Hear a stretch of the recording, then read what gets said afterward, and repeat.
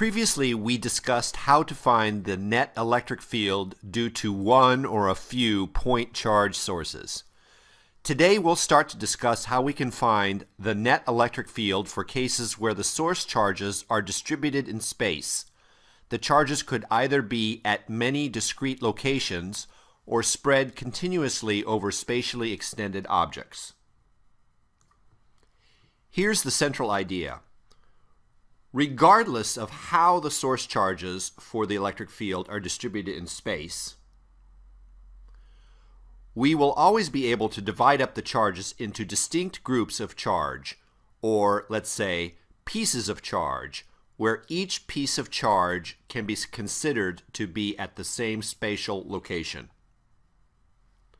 Then we can focus on a single piece of charge, treat it like a point charge source, and thereby compute the electric field due to that piece. We then move from piece to piece and repeat, computing the electric field due to each piece, treated as a point charge. When we have finished doing that for each piece, we add up all the electric field contributions we've computed. That will yield the net electric field for the entire collection of charges. This is so because of the principle of superposition.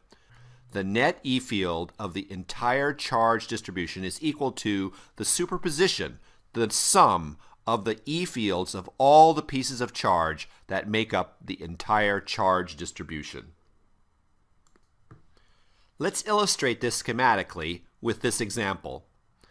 Imagine we have a total charge of capital Q spread out over this object.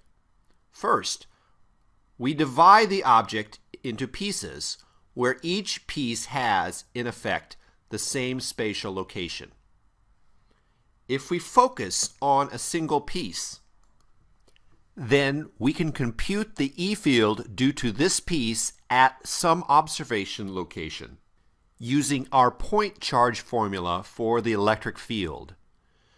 To keep track of quantities specific to a given piece, we use a subscript I.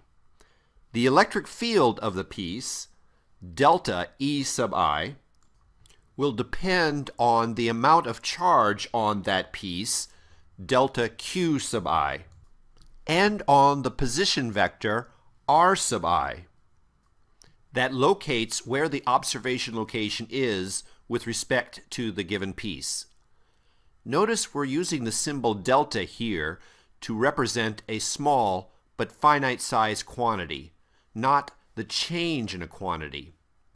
We repeat this point charge E field calculation for every piece on the object, each piece having its own particular R sub I and delta Q sub I, and at the end, add up all the point charge E fields to obtain the net electric field at the observation location due to the entire charged object.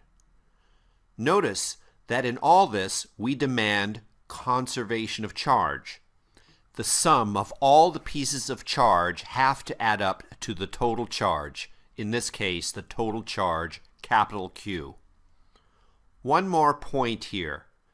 This example shows dividing the object up into a number of finite-sized pieces.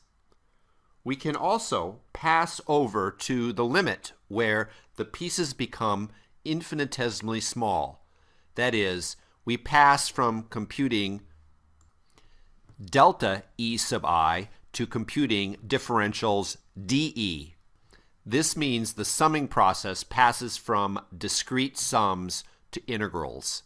We'll discuss a few examples in future lectures.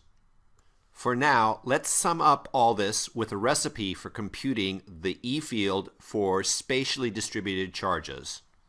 First, divide the charge object into pieces. Next, find a math expression for the electric field of a typical piece.